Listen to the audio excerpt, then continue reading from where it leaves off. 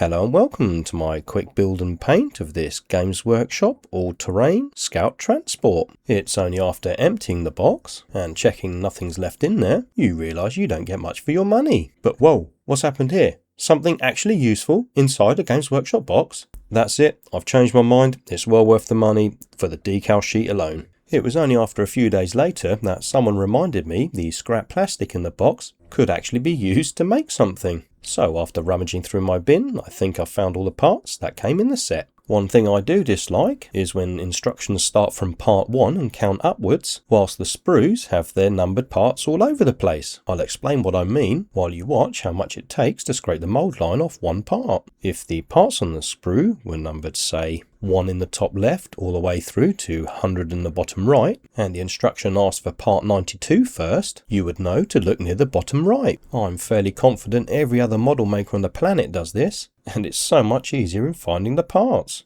So I'm not quite sure why Games Workshop are just awkward in doing it the opposite way. But anyway, here are 2 legs. There must have been a bent ruler in their R&D department, because those feet definitely don't lay flush with the surface. But that might have been on me. As this piece doesn't have a positive locking position, I believe it's for the Armoured and not the Scout Sentinel, holding it in place when gluing is needed. Now that the legs are fully built, it's time to start work on the cockpit. If you were going for the Scout Sentinel, painting the interior at this stage of the build would be a good idea. If I remember correctly, I shaved off the part that allows the head to swivel from side to side. Unfortunately, the front plate was a very tight fit on my kit, requiring me to constantly push it back in until the glue had finally welded it. If you struggle with spatial geometry and 3-dimensional space, don't install the roll cage before you put the man in.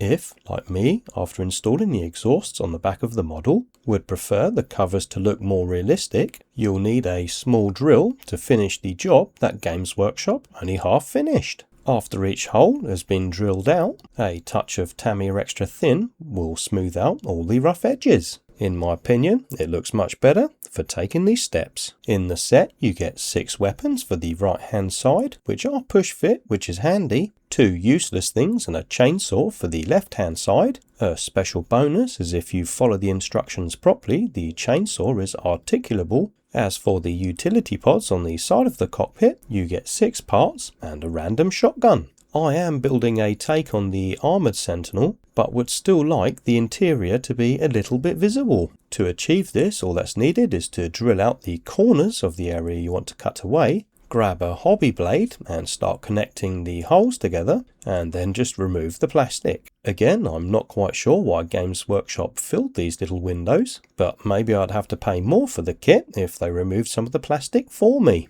I repeated this process on the side windows as well. As they were smaller and therefore harder to work with, Tamiya Extra Thin was used to soften the plastic to make it easier to remove. If you don't want to buy this model twice, carefully placing the hood of the cockpit onto the model and gently tacking the pieces together with some glue will stop it gluing to the roll cage, making it removable. Armoured with the hood on, Scout with the hood off. I did unfortunately have major seam lines on the canopy of the cockpit, which I thought I could fix by flooding the area with some glue, then waiting for the liquid to evaporate so I don't fuse it to the roll cage when I squeeze the parts together on the model. This worked for the top seam, but not for the sides. So it's time for the ever-pungent, headache-inducing sprue goo! As sprue goo can be scraped off quite easily, I made sure to apply an excess amount on the sides, ensuring it was pushed into the crevices. Then, when it had fully dried, simply scraping it off with the side of my hobby blade, followed by smoothing it off with the same glue that's used to make the sprue goo, will leave you a finish on your model that would make any GW sculptor green with envy. Also, just in case you'd forgotten, the seam lines and mould lines are everywhere. If you get bored during the build, Games Workshop have given you a spot the difference in the instructions. I found 3, and there's a bunch of numbers that mean something on the back page. Luckily, this weapon fits on the wrong side, which is handy as I don't like the alternatives. For this video, the initial paintwork for this model will actually be quite simple. After the model has received a black primer, I airbrush highlights on the inside of all of the panels using a white ink. I want the innermost part of the panel as white as possible and the edges as dark as possible. This is then followed up by a thin coat of the colour of choice. I know the Galactic Empire prefers grey, but I chose green on this one. This technique is known as pre-shading, which gives volume to each panel and helping them stand apart from each other. If, like on these panels, the difference between the light and dark is too much, gently applying another thin coat of paint will help in toning down the effect. This technique was also used on the weaponry. I find that after the paint is dried, inspecting each part with fresh eyes helps pick up any areas you might have missed. I'm only using these paints because I'm desperately trying to use them up. From using masking tape to keep the lids down, to realising the paint likes to stay on the outside of the pot. There's no good use for any of these pots. The paint is kind of alright though.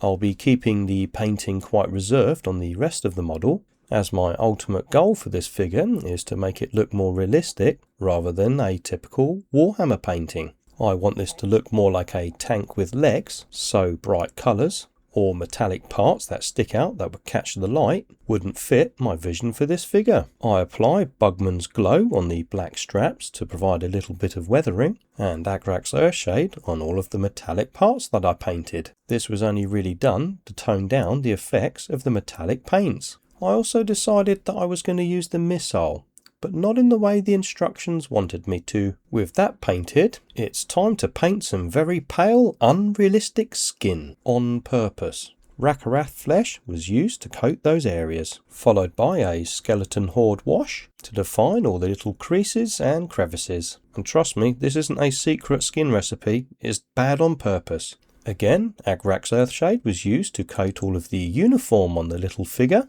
Then, when everything was dry, I over-exaggerated the highlighted areas on the face and hands with the original flesh tone to help them stand out as much as possible. As for the uniform, another unique approach for highlighting all the edges was used, as I picked a bright yellow to highlight all those little edges.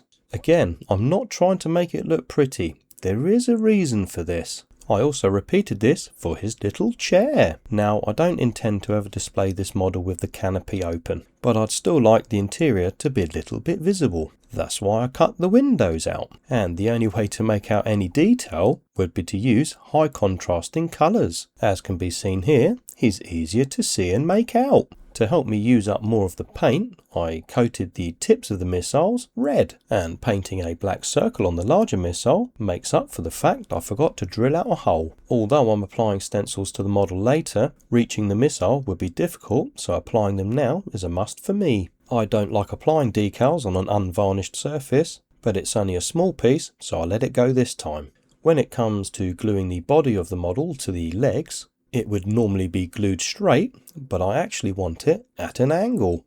Looks like I need to get my desk looked at, as it clearly isn't level or even anymore. You don't have to glue the weapons in, but unfortunately for myself, I do have to superglue this part, as it is really intended to go on the other side, and I'm fairly confident this would make this model illegal to play with. If you copy me, the GW police will be after you. I purposely left the exhaust covers black as I wanted them to look completely rusty. I used the AK Interactive Rust Effect paint to coat the parts, and as the paint is quite thick, I used a toothpick to remove the paint from the holes I drilled out earlier. Once it had fully dried, I applied the oxidizing agent all over the areas that I wanted to make rusty. It does take 24 hours, but you can see results pretty quickly. Although the effect looked amazing the following morning, white crumbs had appeared all around that needed brushing off. I don't know why this happened, but it didn't affect the paint that it attached itself to.